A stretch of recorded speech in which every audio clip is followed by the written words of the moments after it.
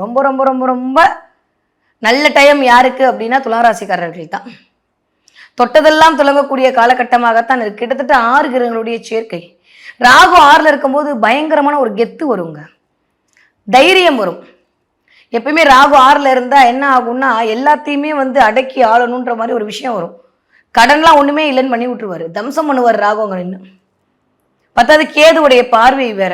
என்ன ஒண்ணுமே இல்லை, சூப்பரா இருக்க போகுது. உடல்நிலையில் மட்டும் கண்டிப்பாக அக்கறை தேவை. வார்த்தைகள் ரொம்ப ரொம்ப ரொம்ப ரொம்ப இம்பார்ட்டன்ட். யாரையும் நம்பி ஜாமீன் கையெழுத்து போடாதீங்க. நீங்க யாருக்கு அட்வைஸ் பண்ணாதீங்க. யாரோட பேச்சு நீங்களும் கேட்காதீங்க, உங்க பேச்சு யாரும் கேட்கணும்னு கட்டாயப்படுத்தாதீங்க. இது மட்டும் இந்த ஏப்ரல் மாசம் நீங்க கவனமா இருந்துட்டா போதும். ஏன்னா 2ஆம் வீட்டு அதிபதினு சொல்லப்பட வாக்குஸ்தான அதிபதி கொஞ்சம் நீச்சமா இருக்காருன்னு போது உங்க மதிப்பு மரியாதை அங்கே எடுபடுமா அப்படின்னா அது கொஞ்சம் அப்படிதான் இருக்கு. அதனால அதுல மட்டும் கொஞ்சம் கவனமாக இருந்து கொள்ளுங்க. மற்றபடி சூப்பரா இருக்கு.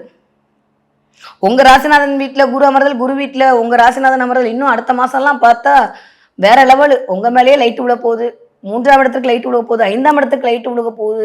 சூப்பரா இருக்க போகுது. மே மாசத்துக்கு அப்புறம் துளாராசிக்காரர்களுக்கு அதுக்கு ஒரு முன்னேற்ற மாசமாக, ஒரு முன்னோட்ட மாசமாகத்தான் துளாராசிக்காரர்களுக்கு இந்த பங்குனி மாதம் அப்படின்றது இனிதே ஆரம்பம்.